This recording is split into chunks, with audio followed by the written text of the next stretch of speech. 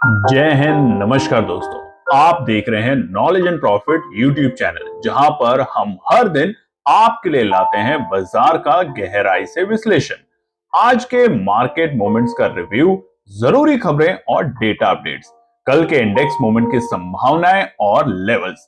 हमारा विश्लेषण पूरी तरह नॉलेज, स्किल और रिसर्च मेथड पर आधारित है। हमारा ऑब्जेक्टिव सिखाना है, ना कि आपको सीधा ट्रेड कराना, क्योंकि स्टॉक मार्केट में रिस्क होता है और बिना सीखे ट्रेडिंग करना खतरनाक हो सकता है। रियल टाइम डेटा और इंपॉर्टेंट न्यूज अपडेट के लिए आप हमें टेलीग्राम और व्हाट्सएप पर ज्वाइन कर सकते हैं। यहाँ हम मार्केट आवर्स में इंपॉर्टेंट न्यूज और डेटा शेयर करते हैं, जिससे आप अपने एनालिसिस में सुधार कर सकें और बेहतर रणनीति बना सकें। तो चलिए सीखते हैं, समझते हैं और बाजार का सही लाभ उठाते हैं। समझदारी से निवेश करें, ज्ञान के साथ मुनाफा कमाएं। और नमस्कार दोस्तों, कल की वीडियो में हमने आपको बताया था कि आने वाले सोमवार के लिए क्या है डेटा, न्यूज और साथ ही में इंपॉर्टेंट रेजिस्टेंस और सपोर्ट। तो उस वीडियो को जाके जरूर देखिए। अब हम बात करेंगे सबसे बड़ी खबर कि H1B वीजा के ऊपर जो बदलाव किए जा रहे हैं लगातार, वो क्या है और उसका प्रभाव सोमवार के दिन बाजारों पे कैसा देखने को मिलेगा। तो चलिए शुरुआत करते हैं वीडियो को, मगर उससे पहले आप लोगों से रिक्वेस्ट है, अगर आप चैनल पर पहली बार हैं तो चैनल को सब्सक्राइब करें, वीडियो पसंद आती है तो लाइक करें और अपने कमेंट्स भी जरूर शेयर करें। बीते वीडियो में आप में से बहुत लोगों ने आने वाले नवरात्रे जो कि सोमवार से शुरू होने वाले हैं उसके लिए ढेरों शुभकामनाएं दी। आप लोगों का केएनपी टीम के परिवार की तरफ से ढेरों ढेरों थैंक यू। और हम भी चाहते हैं कि आने वाले नवरात्रे आपके लिए, आपके परिवार के लिए, आपके स्वास्थ्य के लिए बहुत अच्छे हो। तो चलिए शुरुआत करते हैं। सबसे बड़ी खबर जो है डोनाल्ड ट्रंप साहब की तरफ से जो आई है फ्राइडे को, और फिर लगातार उसमें हम देख रहे हैं बदलाव। वो क्या है? कल की वीडियो में हमने आपको बताया था कि ट्रंप साहब के एडमिनिस्ट्रेशन ने $1 लाख फीस बढ़ाने की बात करी है फॉरेन वर्कर वीजा यानी कि H1B वीजा के ऊपर। और यहां पर सबसे बड़ा असर भारतीय बाजारों को देखने को मिलेगा, क्योंकि तकरीबन 71% जो एप्लीकेशन होती है, जो इसको और समझाएंगे H1B वीजा होता क्या है, उसके ऊपर प्रभाव होगा। और उसी के कारण अब जो $1 लाख यानी कि तकरीबन 88 रुपए सालाना देना होगा, उसको लेके बड़ी ही ज्यादा देश के अंदर और जो आईटी जगत है उसके अंदर अनिश्चितता का माहौल बैठ गया है। बहुत ज्यादा उनको सोचना पड़ रहा है कि ये अचानक से हर रोज रात में क्या ऐसा खाते हैं ट्रंप साहब कि सुबह उठ के ट्विटर पे या उनका एडमिनिस्ट्रेशन ऐसे आलतू फालतू स्टेटमेंट दे देता है। तो चलिए, हमने आपको बताया था कि H1B वीजा जो कार्यक्रम है उसको लागू कर दिया गया है संडे से, और उसमें क्या है 71% भारतीयों को ये मिलता है, यानी कि ज्यादातर H1B वीजा में भारतीय लोग हैं। उसके बाद दूसरे नंबर पे आता है चाइना 11.7% पर, और बाकी उसके बाद कई सारे छोटे मोटे और कंट्रीज आती हैं। इसको जनरली H1B वीजा जो होता है वो मिलता है या तो इसमें सॉफ्टवेयर इंजीनियर है, टेक प्रोग्राम है, आईटी के जो ज्यादातर लोग हैं। और आपने देखा होगा भारत में स्पेशली आप अगर जानते हैं तो या तो आपके परिवार में ही या फिर आपके आस पड़ोस में ऐसे जरूर होंगे आपके जानने वाले जो अमेरिका में H1B वीजा लेकर गए हुए हैं। अब इससे एक अच्छी बात होती है, देखिए H1B वीजा पे ज्यादातर कौन जाते हैं? आईटी के लोग। आईटी में भी जो मिडिल क्लास लोग हैं वो बहुत मेहनत करके H1B वीजा उनको मिल पाता है। उसमें भी लकी ड्रॉ सिस्टम है, ड्रॉ सिस्टम के तहत वो निकलता है, जिसे हम कहते हैं लॉटरी सिस्टम। और उसके बाद वो अमेरिका जाते हैं, मेहनत करते हैं, पैसा बचाते हैं, भारत में लाते हैं, अपना घर बनाते हैं और कई सारी चीजें जो जरूरत होती है उसे पूरा करने की कोशिश करते हैं। ये है तरीका H1B वीजा का। अब यहाँ पे बड़ा बदलाव कर दिया है। अब आज समझेंगे वो बदलाव में दोबारा से क्या बदलाव लाए गए हैं। हालांकि कुछ बदलाव जो किए गए हैं, जो कि औपचारिकता मतलब यहाँ की जो गवर्नमेंट है अमेरिका की, उन्होंने जो औपचारिकता रूप पे कहा है कि देखिए ये बदलाव हम जो कंफ्यूजन है उसको क्लियर करने के लिए, तो वो समझ लेते हैं। देखिए, उन्होंने कहा है H1B वीजा के जो फीस है वो सिर्फ और सिर्फ बनेगी तो जो नए H1B वीजा अप्लाई होंगे उनके ऊपर। जो एग्जिस्टिंग होल्डर है, तो ध्यान से सुनिए, अगर आपके परिवार के लोग अमेरिका में बैठे हुए हैं ऑलरेडी, आपके दोस्त H1B वीजा पे वहां काम कर रहे हैं, तो उनके लिए यानी कि एग्जिस्टिंग होल्डर्स के लिए $1 लाख की फीस नहीं है। ये फीस है तो सिर्फ और सिर्फ जो नए एप्लीकेशन अब शुरू होंगे H1B वीजा के लिए, सिर्फ उनके लिए ये फीस की गई है। और ये बात करी है उन्होंने सैटरडे आफ्टरनून को। यूएस का जो citizens and immigration service director है जोसेफ, उन्होंने ये बात करी है एक प्रेस कॉन्फ्रेंस में और एक मेमो भी रिलीज किया है कि जो फी ऑर्डर है वो सिर्फ और सिर्फ नए एप्लीकेशंस पे अप्लाई होगी। जो ऑलरेडी एप्लीकेशन पिटीशन या फाइल हो चुके हैं उनमें ये नहीं लागू होगा। तो ये एक राहत जरूर मिली है, एक बड़ा झटका मिला और झटके के बाद एक छोटी सी राहत हमें देखने को मिल रही है। अब है क्या कहानी, इसको समझते हैं। अमेरिका में H1B वीजा के लिए किसे देने होंगे $1 लाख? क्या पुराने वीजा होल्डर पर भी लागू होगा ये नियम? यानी कि जो पहले से वीजा लेके बैठे हैं H1B वीजा पे काम कर रहे हैं, क्या उनके ऊपर भी 1 लाख होगा या नहीं होगा? क्योंकि देखिए अगर उनके ऊपर होता है तो ये बहुत बड़ा असर था आईटी इंडस्ट्री के ऊपर। व्हाइट हाउस ने 3 पॉइंटों में समझाने की कोशिश करी और वही हम आपको सरल भाषा में समझाने की ट्राई करते हैं। पहला, ये जो शुल्क है ये वार्षिक शुल्क नहीं है। यानी कि पहले कंफ्यूजन ये थी कि हर साल $1 लाख देने होंगे, यानी कि जो नई एप्लीकेशन जाएंगी या जो एग्जिस्टिंग है उन सबको हर साल $1 लाख देना होगा। तो ये उन्होंने स्पष्ट कर दिया है कि नहीं, ये हर साल नहीं देना आपको $1 लाख। ये वन टाइम शुल्क है, यानी कि वार्षिक शुल्क नहीं है, एक बार लिया जाएगा शुल्क जो केवल आवेदन पर लागू होता है। यानी कि जब आप एप्लीकेशन लगाते हैं, अब होता क्या है H1B वीजा होता क्या है कि जैसे कोई कंपनी H1B वीजा पे अपने किसी एम्प्लॉय को भेजती है तो आज की तारीख में ऐसा नहीं है कि आपको H1B वीजा दे रहा है, उसकी किस्मत, बाकी लॉटरी सिस्टम। तो आजकल कंपनियां एक पोजीशन के ऊपर अगर अमेरिका में किसी एक आदमी को भेजना है तो वो अपनी कंपनी में से 10 लोगों के एप्लीकेशन भरवाते हैं, फिल करवाते हैं एप्लीकेशन। उसके लिए कुछ टोकन मनी होता है, वो सबका लिया जाता है और वहां पर उस एप्लीकेशन में फिर लॉटरी सिस्टम निकलता है। कुछ डेज होते हैं जिन डेज पे लॉटरी सिस्टम निकालती है अमेरिका अपने किसी सिस्टम के थ्रू और बताती है कि ये 10 में से किसी एक का एप्लीकेशन में नंबर आया है, 10 का ही आ गया है या किसी का नहीं आया। तो ये जो चीज होती है इसे कहते हैं लॉटरी सिस्टम और उसके बाद आपकी जब एप्लीकेशन एक्सेप्ट कर ली जाती है तब आपको $1 लाख देना है। तो ये स्पष्ट हो गया कि हर साल नहीं देना, आपको वन टाइम शुल्क है। ये चीज बहुत क्लियर मिली है।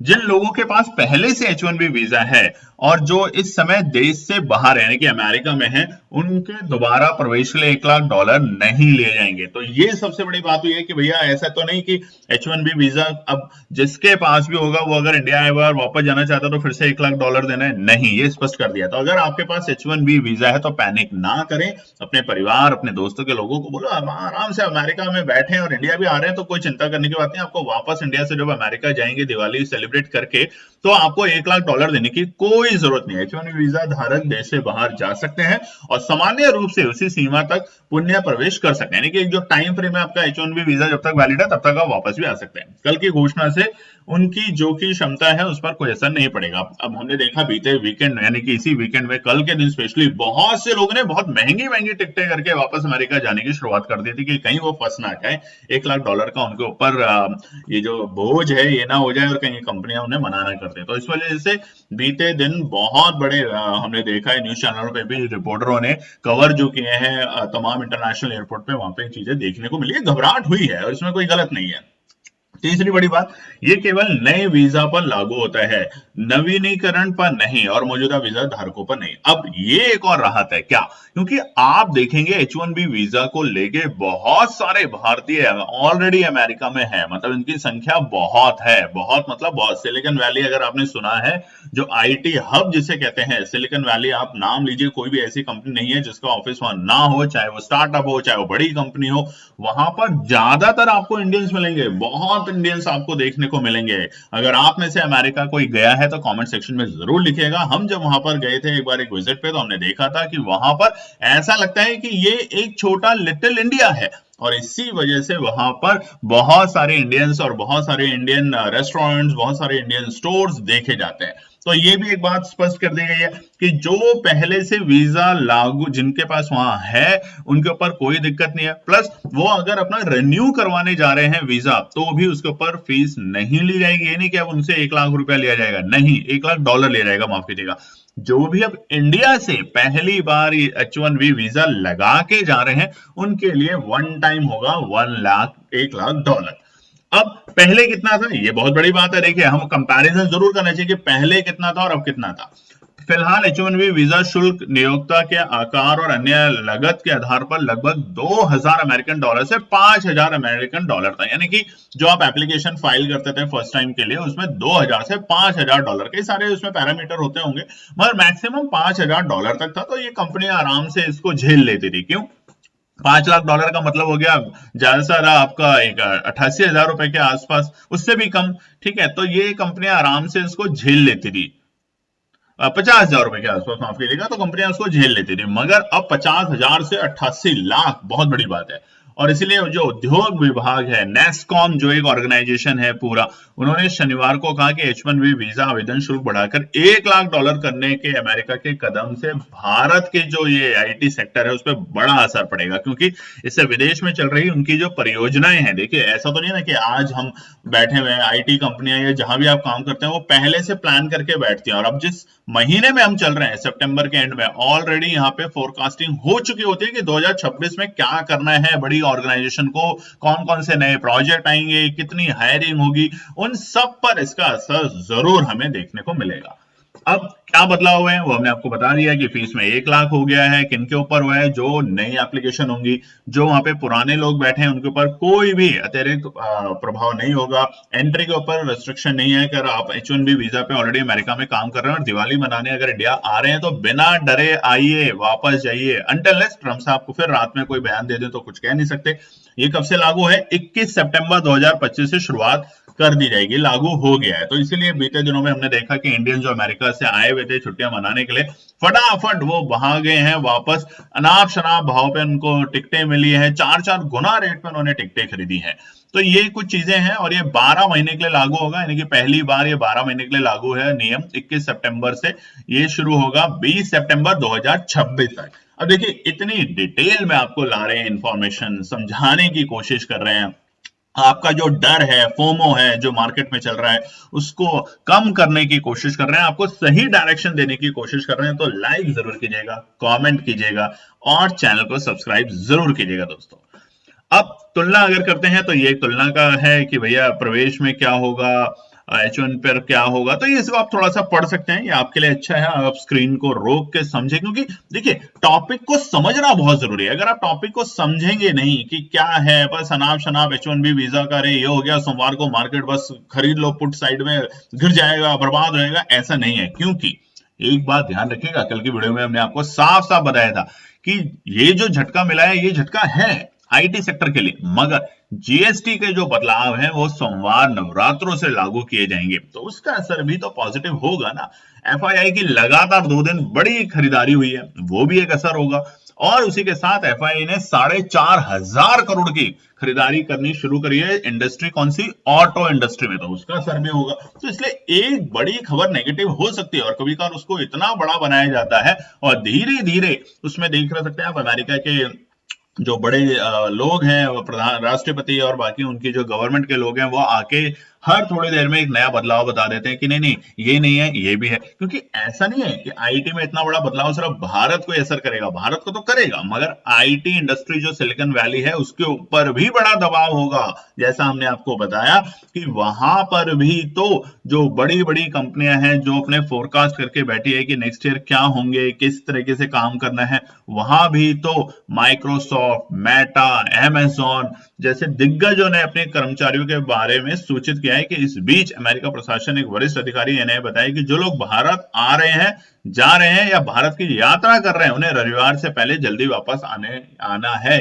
तो ये देखिए वहां भी एक डर है। अगर ऐसा डर होता है कि कल से एम्प्लॉय नहीं आएगा, एक बड़े प्रोजेक्ट चल रहे थे वो नहीं होगा, तो वहां भी ऐसा है। और वहां पे भी अब बाजार थोड़ा सा रिएक्ट कर रहा है अमेरिका के अंदर कि हम ऑल टाइम हाई पे हैं और ये ट्रम्प साहब के अनाप शनाप बयान देते रहते हैं। अब H1B वीजा में सबसे ज्यादा असर किस पे होगा ये ध्यान रखना है। देखिए हमने आपको बताया अभी तक कि क्या है क्या नहीं है। अब तकरीबन आप देखेंगे कि जो टॉप 10 कंपनियां हैं, जो जो हिंदुस्तान की जो टॉप 10 कंपनियां वहां पे जो काम करती हैं वो कौन कौन सी, जिसमें सबसे ज्यादा हिंदुस्तानी है TCS, ध्यान रखेंगे 5,505, ठीक है यहां पर। उसके बाद अगर हम बात करें तो माइक्रोसॉफ्ट, अब नंबर देख सकते हैं, Meta, Apple, Google, Cognizant, JP Morgan, Walmart, ये तमाम बड़ी कंपनियां हैं जहां पर इतने सारे लोग हैं जो कि भारतीय हैं H1B वीजा को लेके।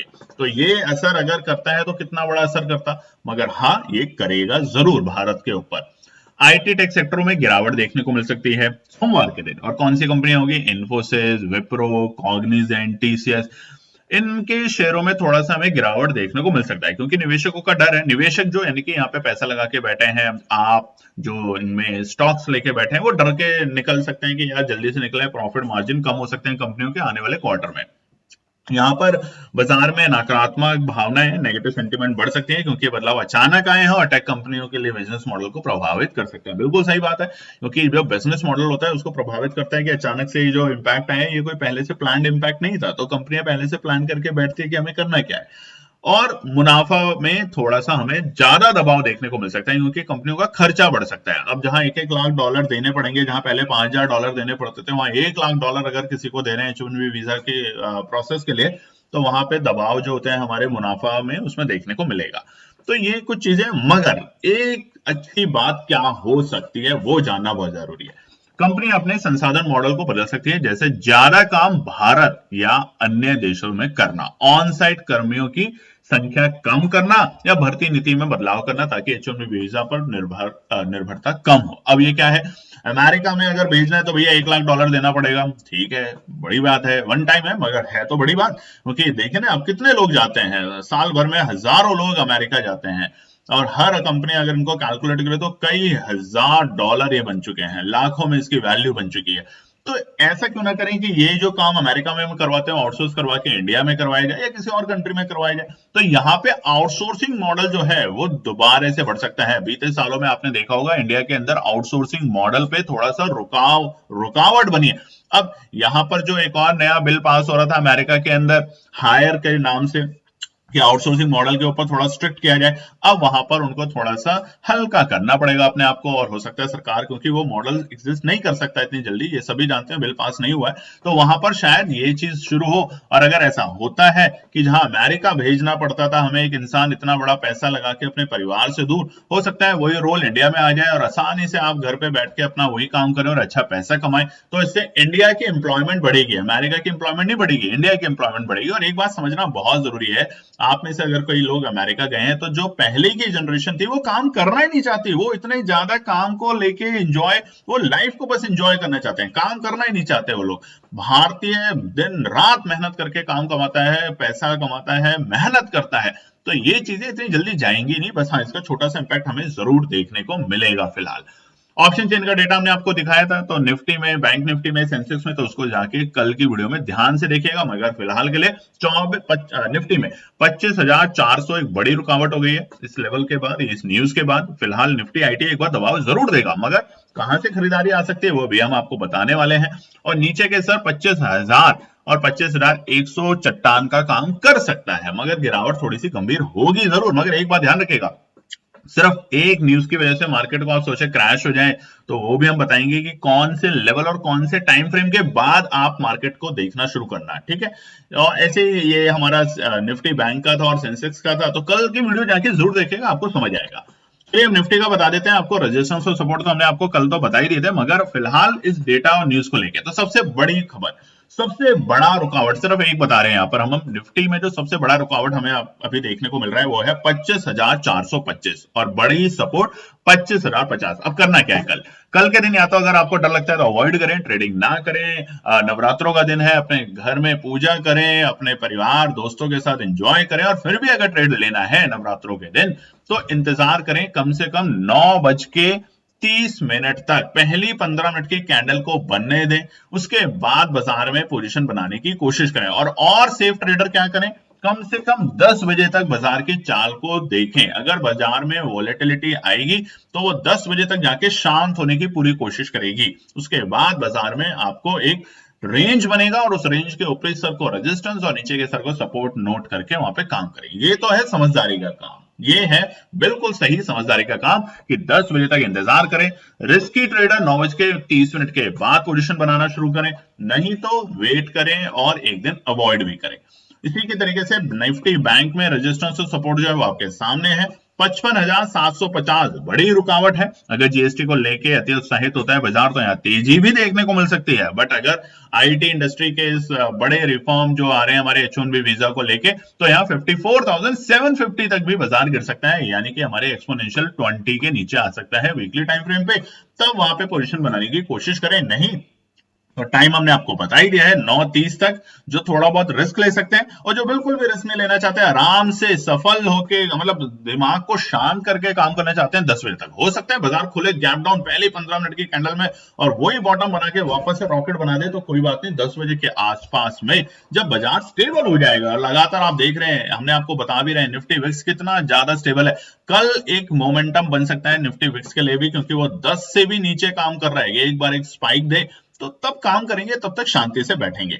उसी तरीके से सेंसेक्स में एक रेजिस्टेंस और सपोर्ट, देखिए सोमवार के जो इंपॉर्टेंट रेजिस्टेंस सपोर्ट है छोटे छोटे, वो हमने आपको कल की वीडियो में बता दिया है। ये हम सिर्फ आपको अलर्ट कर रहे हैं कि बड़ा रेजिस्टेंस और बड़ा सपोर्ट क्या है। वो है 83,100 के ऊपर ही बड़ा ब्रेकआउट मिलेगा और 81,800 के आसपास में खरीदारी करने का मौका मिल सकता है। तब तक इंतजार करें और नोट कर लीजिएगा 9:30 और 10 बजे के बाद ही आप अच्छे ट्रेडर हैं तो काम करें, नहीं तो एक दिन का अवकाश ले लें, बाजार को स्टेबल होने दें। कोई भी बड़ी बड़ी खबर होती है ना, वो एक दो दिन में न्यूट्रल हो जाती है, क्योंकि कंपनियां सोचती है कि क्या करें, किस तरीके से मार्केट रिएक्ट करेगा और उसके बाद ही बाजार में काम करें। ये हमारी आपसे एक रिक्वेस्ट है। बाकी सोमवार है कल, नवरात्रों का पहला दिन, फिर से एक एनपी टीम के परिवार की तरफ से आपको, आपके परिवार को, आपके चाहने वालों को बहुत बहुत नवरात्रों की शुभकामनाएं। जय हिंद दोस्तों। तो दोस्तों आज के लिए बस इतना ही। उम्मीद है कि यह विश्लेषण आपको मार्केट को समझने और बेहतर रणनीति बनाने में मदद करेगा।